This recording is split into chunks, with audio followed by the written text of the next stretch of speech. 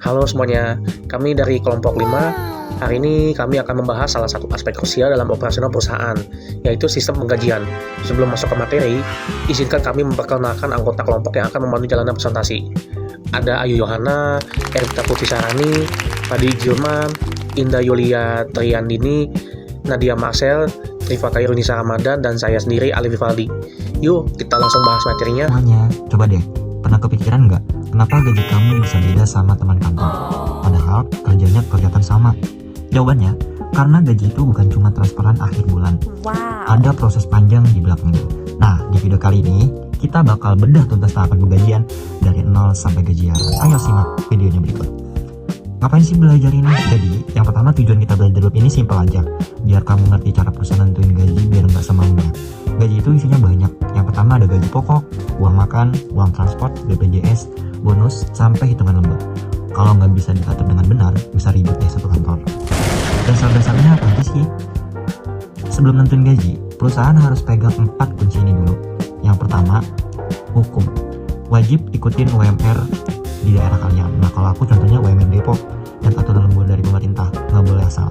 Yang kedua, kondisi perusahaan kecil sama perusahaan gede gajinya pasti beda. Dan yang ketiga, status kamu karyawan tetap, kontrak, atau magang, haknya berbeda-beda. Yang keempat, rasa adil. Contohnya, masa kerjaan susah gajinya sama kayak kerjaan gampang? Enggak kan? Jadi, penggajian itu harus seimbang.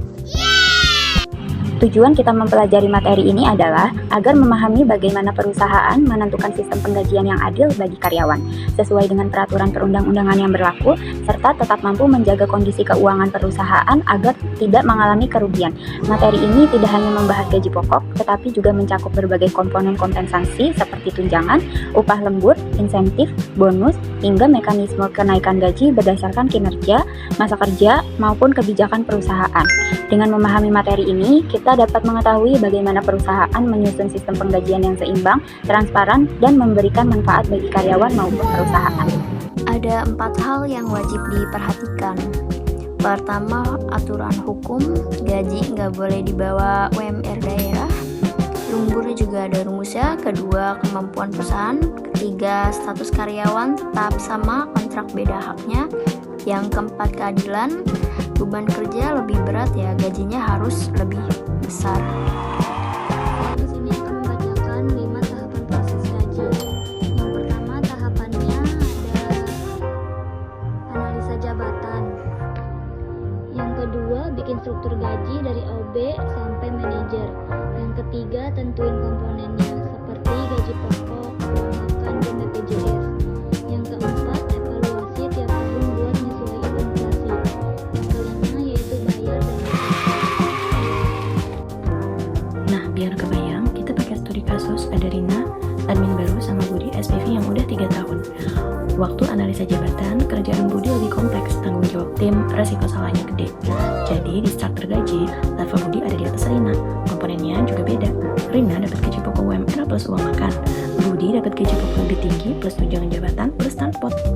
Pas evaluasi tahunan, Budi kinerjanya A. Jadi, naik gaji 8%. Rina masih baru, naik 3%, ikut inflasi.